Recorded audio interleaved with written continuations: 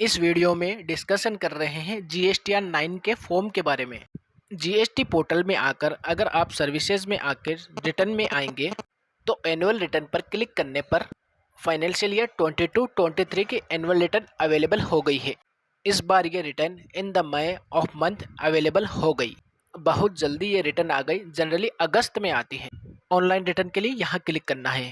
Click करने पर ये आपके सामने फॉर्म आ गया जीएसटीआर 9। खास बात यह है कि एक बार भरने के बाद इसके कोई भी रिवीजन पॉसिबल नहीं है। इसमें बहुत सारा डाटा ऑटोफिल होता है। Input tax credit table 8B आपके जीएसटीआर 2A या 2B से ऑटो पॉपुलेट होता है। यहाँ पर दिया हुआ है किस डेट का अपडेटेड वो डाटा है। अभी क्योंकि ये बहुत टाइमली फॉर्म आ गया तो ये 30 अप्रैल तक अपडेटेड है। ठीक है, ये अगर 30 अप्रैल तक अपडेटेड है तो डेट मीन्स तो अभी आप वेट भी कर सकते हो, क्योंकि डाटा ऑटो पॉपुलेट होकर करेक्ट नहीं आ रहा है। आपके पास फाइनेंशियल ईयर 22-23 की गलतियों को ठीक करने का मौका भी है 30 नवंबर 2023 का। जी हाँ, गवर्नमेंट ने नई डेट अनाउंस कर दी थी।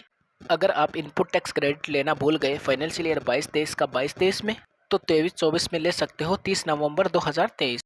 तो ये है ऑनलाइन मोड। ऑनलाइन मोड पर आप क्लिक करके यहाँ से जीएसटीआर 9 भर सकते हो।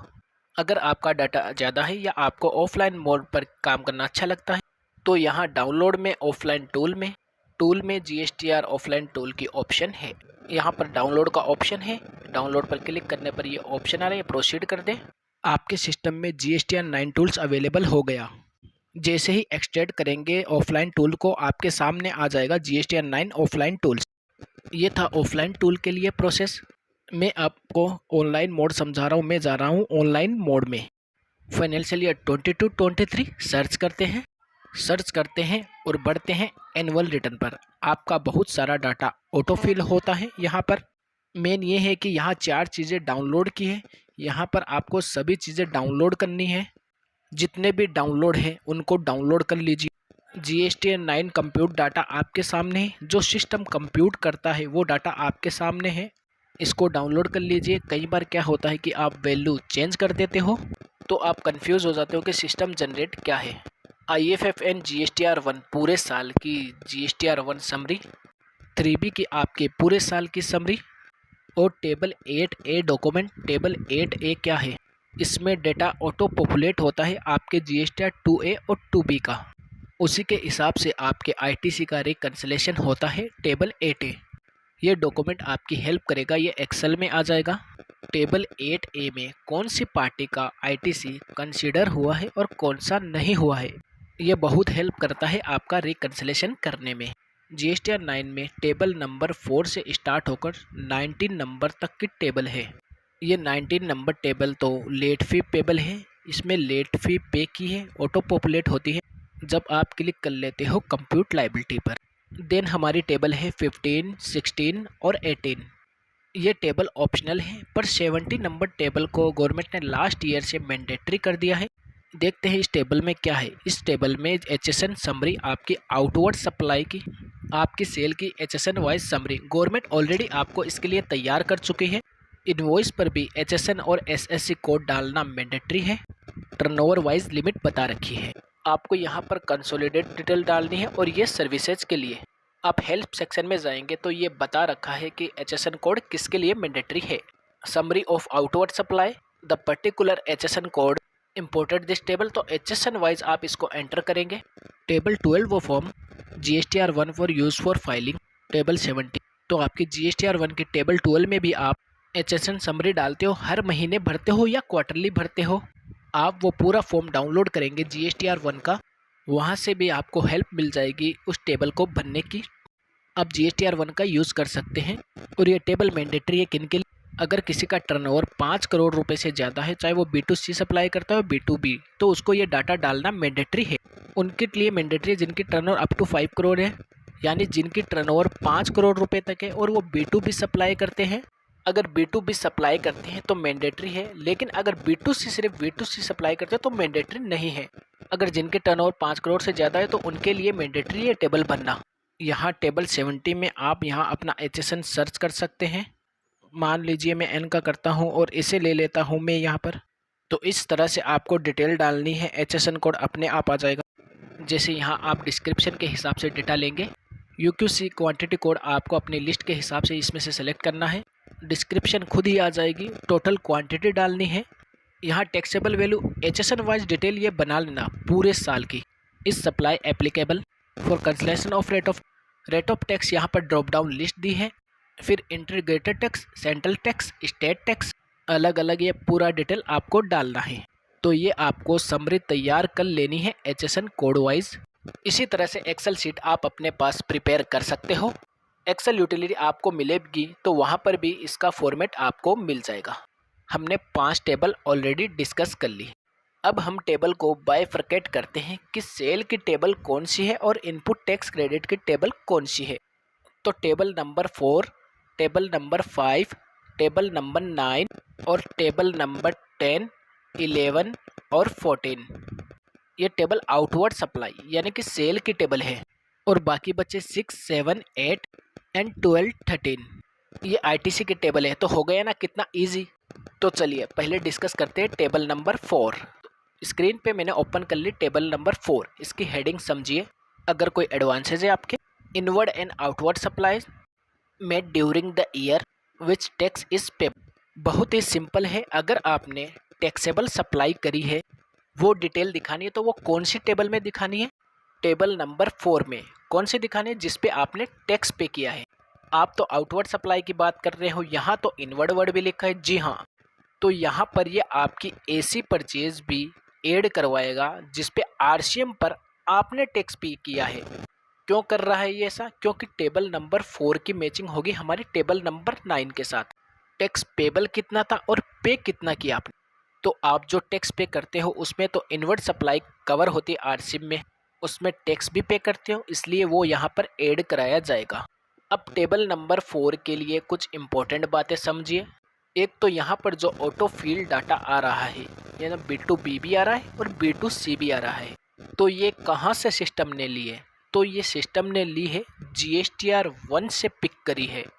क्योंकि आप सेल की डिटेल कहाँ पर देते हो? GSTR 1 में।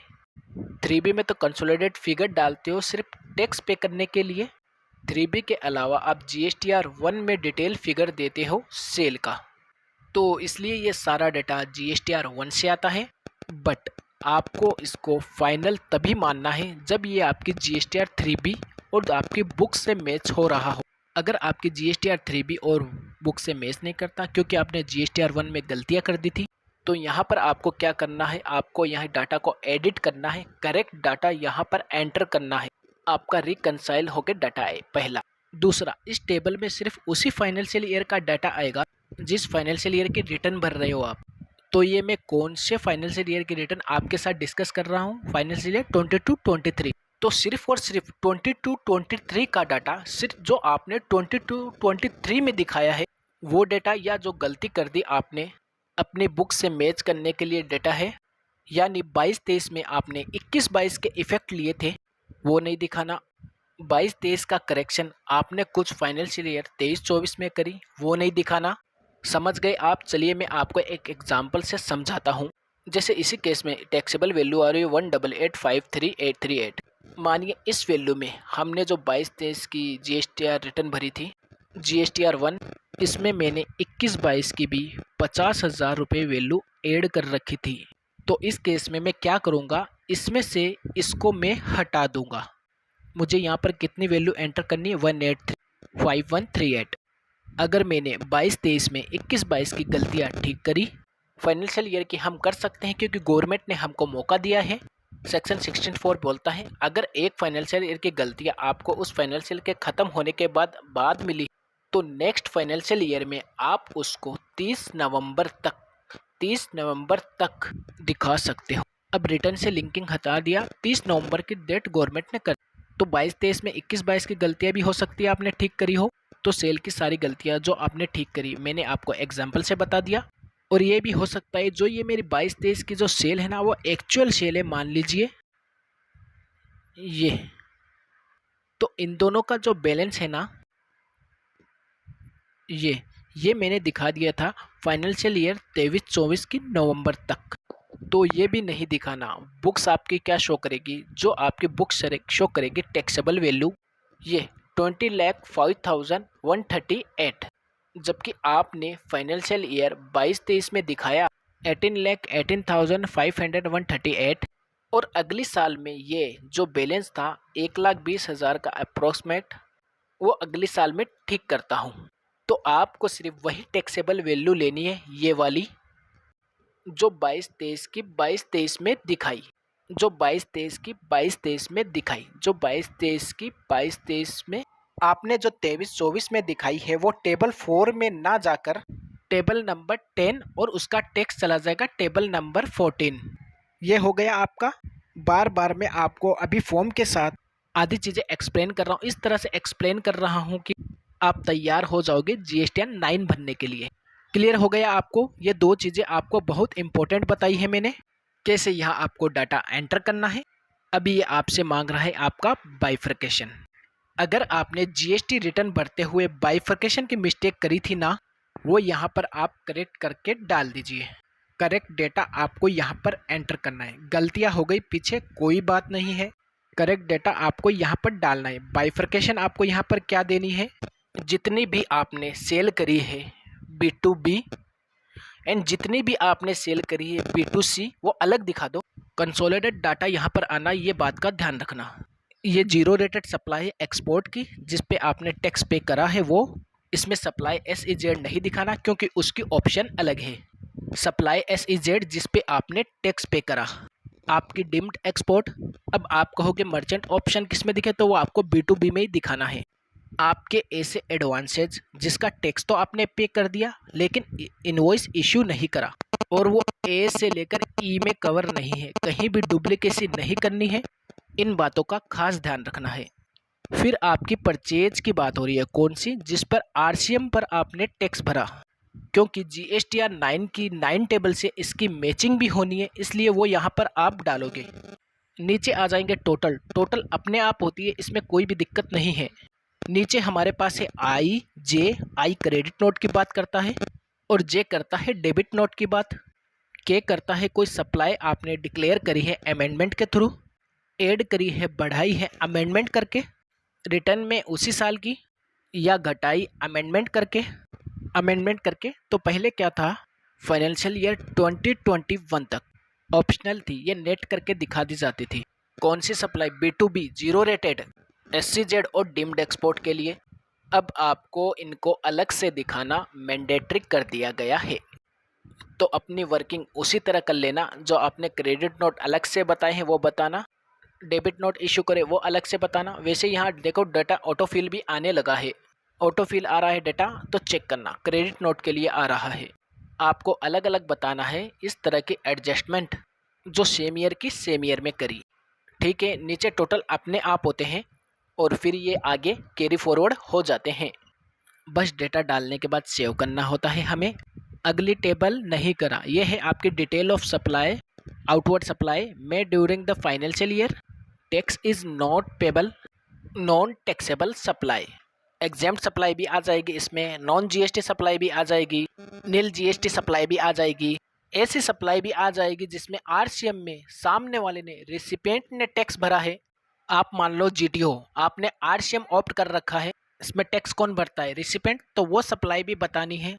तो वो सप्लाई भी बतानी है जिसमें RCM में रिसिपिएंट ने टैक्स पे करा। तो क्लियर हो गया। तो जीरो रेटेड सप्लाई कौन सी एक्सपोर्ट आ जाएगी यहाँ पर, without payment of tax, XYZ की without payment of tax.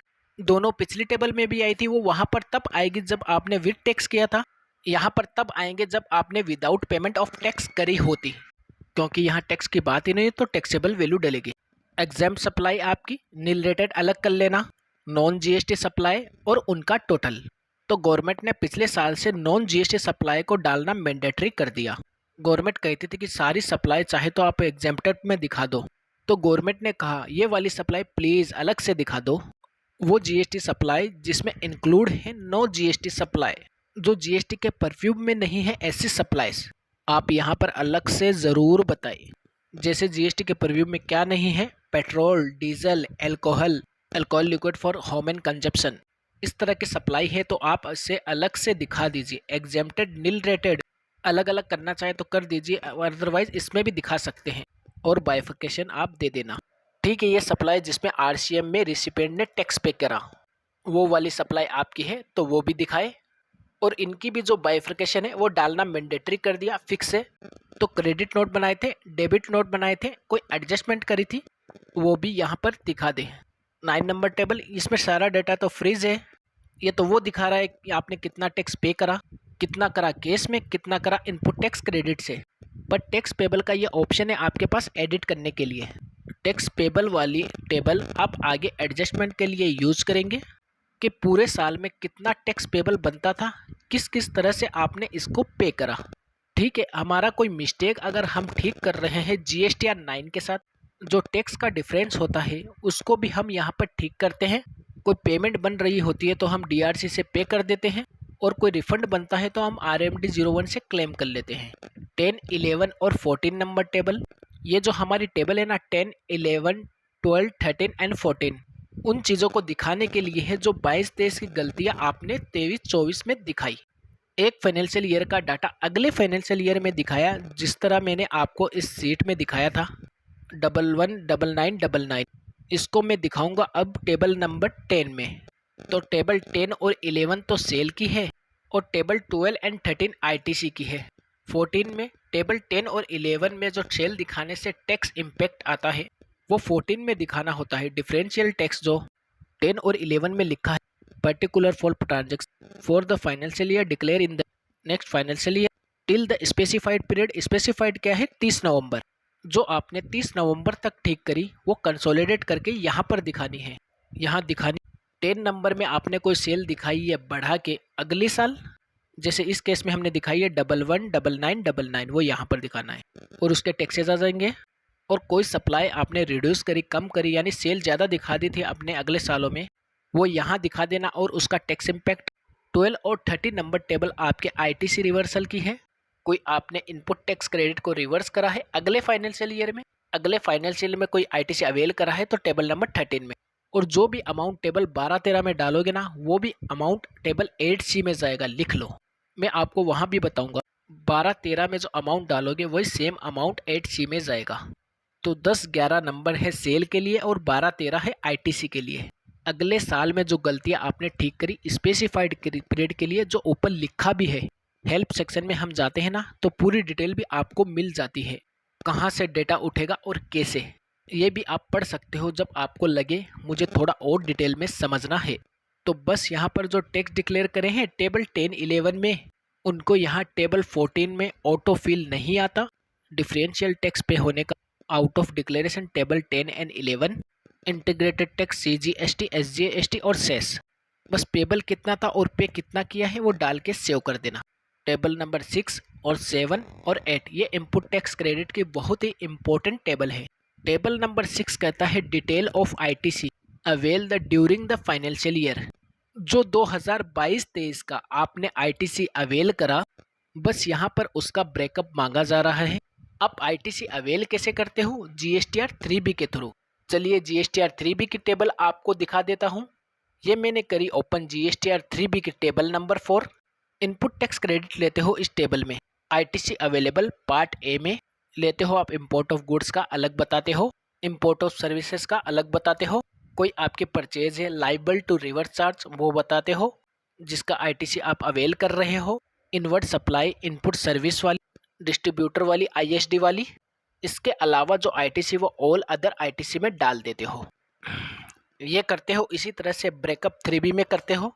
All ITC का डिटेल, अगर यहाँ पर ज़्यादा डिटेल नहीं है तो ऑल अदर आईटीसी के लिए फर्दर ब्रेकअप मांग लिया तो आपका ये डेटा है टेबल 6A पूरा 3B से ऑटो पॉपुलेट होता है टेबल नंबर 4A से। इसका टोटल ये वाला 4A का टोटल जो है वो पूरे साल का 3B से यहाँ पर कंसोलिडेट जा रहा है। आप इसको चेंज नहीं कर सकते, ये ऑटो पॉपुलेट डाटा है, इसके हिसाब से बाइफर्केशन दे दो बस। लेकिन टेबल 6 में आप जो बाइफर्केशन दोगे, कोई गलती हो गई तो ठीक कर लेना, बट आईटीसी लेने की अगर डेट चली गई है तो वो लैप्स हो जाएगा, इस बात का ध्यान रखना। तो पहला बाइफर्केशन बोला है आपको ऐसी परचेज आपकी अदर देन एक्सपोर्ट की है और अदर देन रिवर्स चार्ज वाली, बट इंक्लूड कर लेना सर्विस रिसिपेंट बाय SEZ। तो आपकी जो नॉर्मल परचेज है जिस पर आपने आईटीसी क्लेम करा वो आपको कैसे दिखानी है, इनपुट के अलग, कैपिटल गुड्स के अलग और इनपुट सर्विस के अलग। तो गवर्नमेंट ने बोल दिया कैपिटल गुड्स की हमें ज़रूर दे दो, चाहे इनपुट और इनपुट सर्विस की इकट्ठे करके इनपुट में डाल दो, बट कैपिटल गुड्स का हमें ब्रेकअप चाहिए। इस तरह से ब्रेकअप बना लेना इनपुट टैक्स क्रेडिट का। ऐसी परचेज जो रिसीव करी आपने अनरजिस्टर्ड पर्सन से, जो लाइबल है रिवर्स चार्ज के लिए, और नीचे है रजिस्टर्ड पर्सन के जो लाइबल है रिवर्स चार्ज के लिए। ठीक है, ये बैकअप आपसे ले लिया। इंपोर्ट ऑफ गुड्स का breakup, import of capital goods का ब्रेकअप का अलग अलग, इंपोर्ट ऑफ सर्विस का ब्रेकअप, आईएसडी का ब्रेकअप, ये आप सारे देते भी हो 3B में। ठीक है, 3B में ये भी देते हो आप, ये भी देते हो आप रिवर्स चार्ज वाला। बस रिवर्स चार्ज वाला 2 पार्ट में तोड़ दिया, रजिस्टर्ड का अलग बता दो, अनरजिस्टर्ड का अलग बता दो। नॉर्मल परचेज का बैलेंस आपका नॉर्मल परचेज का हो जाता है। ठीक है, amount of ITC reclaim 180 days का रूल है हमारा, 180 डेज का रिवर्सल वाला। तो पहले तो आपने आईटीसी को रिवर्स करा, फिर पेमेंट करने के बाद क्लेम कर लिया, उसको टेबल नंबर 6H में दिखा देना। अगर बी में ही दिखा दिया टेबल नंबर बी में, तो फिर डुप्लीकेसी मत करना। इसको तभी दिखाना है वो जब टेबल बी में ना हो। आपकी जो टेबल 6H है वो टेबल 6B है। इन दोनों टेबल का कंसोलिडेट आगे चला जाएगा हमारा टेबल नंबर 8 में, वहाँ पर ये अपने आप कैरी फॉरवर्ड हो जाएगा टेबल 8B में। बहुत ही ध्यान से डालना, क्योंकि आगे आपका ये रिकन्सिलेशन कराएगा टेबल 2A और 2B से।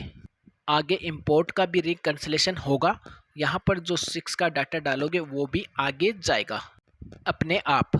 नीचे आएगा सब टोटल, इनका डिफरेंस कोई होगा तो ट्रांजैक्शन क्रेडिट ट्रान 1 और ट्रान 2 ये 2017-18 के लिए रिलीवेंट थे। अब टेबल 6M हमारे बहुत काम आएगी। Any other ITC avail specified about, अगर आपने 2022-23 की रिटर्न भरते हुए 2021-22 का कोई आईटीसी अवेल किया होगा तो 6M में दिखाकर यहाँ पर शो करा सकते हो। टेबल 6M को हम यूज कर सकते हैं इस तरह के चीज़ों के लिए।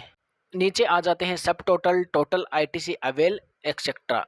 आप इसको चेक कर लेना डिफरेंस वगैरह क्यों आ रहा है, अगर है तो छोड़ देना, आगे मैचिंग करेंगे। अगला है टेबल नंबर 7, ये बात करता है आपके आईटीसी रिवर्सल की।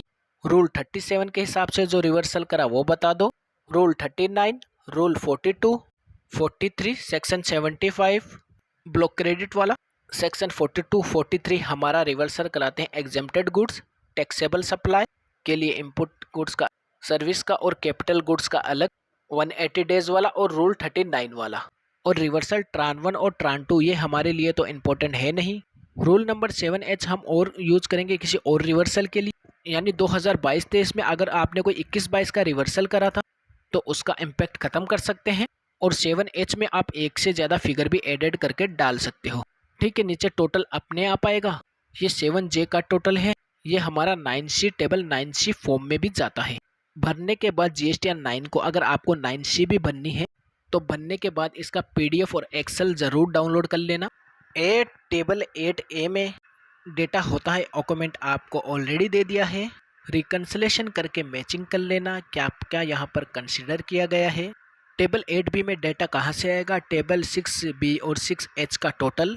8C में क्या डालना है, आपकी कोई ऐसी आईटीसी जो इनवर्ड सप्लाई का है अदर देन इंपोर्ट एक्सेट्रा, जो रिसीव किया during the financial year, avail किया नेक्स्ट ईयर में। 12-13 में जो डाटा आपने डाला है वो टेबल 8C में भी दिखाओगे। मान लो आपने 5000 रिवर्सल करे थे आईटीसी का, टेबल नंबर 12 में भी दिखाओ, टेबल नंबर 8C में भी दिखाओ। नेगेटिव फिगर भी ये ले लेता है। अगर अवेल करा तो मान लो अगले साल 10,000 का अवेल करा था तो टेबल नंबर 13 में भी दिखाओ आईटीसी और टेबल नंबर 8C में भी दिखाओ। ठीक है, क्लियर हो गया आपको। डिफरेंस आ जाएगा यहाँ पर अभी, क्योंकि टाइमली बना रहा हूँ मैं ये वीडियो, तो यहाँ पर देखिए GSTR 2A का डेटा ही नहीं आ रहा यहाँ पर, तो ऐसा हो रहा है। तो यहाँ पर डेटा शो ना हो, ऑटो पॉपुलेट डेटा शो ना हो, जब तक डेटा शो ना हो तो GSTR 9 मत भरना, ऐसी गलती मत करना, क्योंकि जल्दी आ गया ना ये फॉर्म, क्योंकि इतनी तैयारी नहीं कर रखी है। फॉर्म अवेलेबल करा दिया तो उनके लिए हो गया कि हाँ हमने फॉर्म दे दिया। आपको तभी बनना है जब आपका सभी डेटा ऑटो पॉपुलेट सही से हो। ऑटो पॉपुलेट ठीक नहीं हो रहा हो तो थोड़ा सा वेट कर लेना उसके ऑटो पॉपुलेट होने के ठीक से, बस। नीचे आएगा टेबल 8D का डिफरेंस, ये बहुत ही इम्पोर्टेंट है। अगर डिफरेंस आएगा तो उसको हमें ध्यान से देखना है 2-3 बार। सोचना है क्यों है डिफरेंस, यानी कि कोई आईटीसी अवेलेबल तो था, क्योंकि आपने अवेल ही नहीं करा। क्यों अवेल नहीं करा? तो कौन छोड़ देगा अपना आईटीसी? आपका आईटीसी तभी छूटेगा जब आपका स्पेसिफाइड पीरियड लैप्स हो गया हो। इसीलिए आप आईटीसी को क्लेम नहीं कर पाए, तो आपका आईटीसी लैप्स हो गया। या ऐसा आईटीसी दिख रहा था जो आप ले ही नहीं सकते, इनएलिजिबल है, क्योंकि वो ब्लॉक्ड है। 17(5) की कंडीशन की वजह से आप नहीं ले सकते, तो उसकी वजह से डिफरेंस है, तो यहाँ दिखा देना। अगला ये रिकंसिलेशन करेगा table 8 IGST paid of import of goods का। आईजीएसटी आपने जो इंपोर्ट ऑफ गुड्स का पे करा है including supply. IGST credit well of import goods 6E वाला यहाँ पर इंपोर्ट होके आएगा। नीचे खुद कैलकुलेट होगा और जितना भी डिफरेंस होगा वो नॉट अवेल में चला जाएगा। के में आ जाएगा आपका जो टोटल आईटीसी लैप्स हुआ, ई प्लस एफ इन दोनों का टोटल, प्लस एफ इन दोनों का टोटल, प्लस जे का टोटल इंपोर्ट वाला जो लैप्स हुआ है। डेटा ये सारे लैप्स होके यहाँ पर टोटल आ जाएगा। पर हमारे लिए टेबल 8D बहुत इंपॉर्टेंट है। अगर इसमें कोई भी डिफरेंस आ रहा है तो 2-3 बार ज़रूर चेक करना है जेन्युइन डिफरेंस है। इन सभी रीजन की वजह से तो कोई दिक्कत नहीं है, और डिफरेंस आना नहीं चाहिए, क्योंकि 22-23 से हमारा input tax credit GST 2B based हो चुका था। जितना आईटीसी 2B में आ रहा है उतना ही आप अवेल कर सकते हो।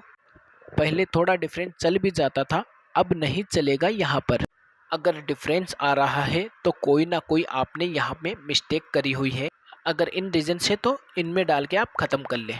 जब सारी चीज़ें आप फिल कर ले, पूरी डिटेल ऐड कर ले, तो प्रीव्यू कर सकते हो आप। अब ड्राफ्ट जीएसटी 9 पीडीएफ में और एक्सेल में अच्छे से चेक कर लेने के बाद आप क्लिक करना कंप्यूट लायबिलिटी पर। कंप्यूट लायबिलिटी पर क्लिक कर देने के बाद उसके बाद ये 90 टेबल जो है ना, ये एक्टिव हो जाएगी। अगर लेट फी पेबल बनती है तो वो यहाँ पर शो होने लगेगी, अगर नहीं होगी तो 0 हो जाएगी। देन आप कंप्यूट लायबिलिटी पर क्लिक करोगे, देन उसके बाद ये वाला बटन एक्टिव हो जाएगा, प्रोसीड टू फाइल। क्लिक कर लेंगे आप प्रोसीड टू फाइल पर। इसके बाद आपको ऑप्शन दी जाएगी liabilities and the file the return. But हमें इन बटन पे क्लिक करने के बाद याद आता है कि वो डिटेल रह गई, वो डिटेल रह गई। तो इन पर एक्शन लेने के बाद आप फिर से बैक जा सकते हो, और एडिट कर सकते हो। फिर उसके बाद ये दोनों प्रोसेस आपको दोबारा करनी पड़ेगी। फाइल बटन पर अगर फाइनली क्लिक कर देंगे, फिर आपके पास ऑप्शन नहीं आएगी एडिट करने की। फिर बाद में आपके पास जीएसटी 9 की पीडीएफ फाइल और एक्सेल फाइल अवेलेबल हो जाएगी। अगर फाइनल आप फाइल कर देते हो ईवीसी वगैरह, ये मैंने ऑफलाइन यूटिलिटी भी ओपन कर ली है। अपडेटेड ऑफलाइन यूटिलिटी यूज़ करनी है। जब भी आप बनने के लिए बैठे देखें, इसमें ये रेडमी पेज है, इसमें बताया कैसे यूटिलिटी वर्क करती है। होम पेज है, इसमें जीएसटी नंबर और फाइनेंशियल ईयर सेलेक्ट करोगे आप। फिर आपकी यहाँ पर फर्दर टेबल है जो हमने ऑनलाइन फॉर्म में डिस्कस कर ली है। यह टेबल नंबर 4 आ गई, ये कुछ इस तरीके से दिखेगी। फिर ये आ गई आपके टेबल नंबर 5। फिर इसके ये आ गई आपके टेबल नंबर 4। आपने टैक्सेबल सप्लाई दिखानी, यहाँ पर ही ऐसे दिखेगी। टेबल नंबर 5, यहाँ पर आपको अपनी एग्जाम सप्लाई दिखानी है। टेबल नंबर 6 में आपके 3B का रिकंसिलेशन है पूरे साल का। Table number 6 reconciliation. Table number 7 ITC का रिवर्सल। टेबल नंबर 8 2B का रिकंसिलेशन। टेबल नंबर 9 पूरे साल में कितना टैक्स था और कैसे पे किया। टेबल नंबर 10 11 12 और 13 22-23 की गलतियाँ जो 23-24 में ठीक करी है। इन टेबल्स में आप ज़रूर दिखाओगे, चाहे सेल की है या आईटीसी की। टेबल नंबर 14 जो टेबल 10 और 11 की वजह से टैक्स आएगा, उसको यहाँ पर आपको शो करना है। टेबल नंबर 15 मैंडेटरी नहीं है डिमांड और रिफंड की, आप इसको छोड़ दें। टेबल नंबर 16 भी मैंडेटरी नहीं है, कंपोजिशन गुड्स वाली, गुड्स और अप्रूवल बेसिस वाली सप्लाई, इसको आप छोड़ देना। टेबल नंबर 17 मैंने आपको बताया था मैंडेटरी है, इसके लिए फॉर्मेट आपको यहाँ पर मिल जाएगा। आपको फॉर्मेट चाहिए तो ये फॉर्मेट आप यहाँ पर यूज़ कर सकते हो। आप ये यूज़ कर सकते हो एक्सेल में डिटेल बनाने के लिए। इस तरह से अपनी डिटेल तैयार कर लेना। बस last number table number 18। Table number 18 ये भी आपके लिए ऑप्शनल है। यहाँ पर भी आपको परचेज की HSN समरी नहीं डालनी है। क्लियर हो गया आपको फॉर्म? मैंने बहुत ही अच्छे से एक्सप्लेन करने की कोशिश की है आपको। ऑफलाइन यूटिलिटी भी कैसे वर्क करती है और ऑनलाइन यूटिलिटी भी कैसे फॉर्म शो करती है।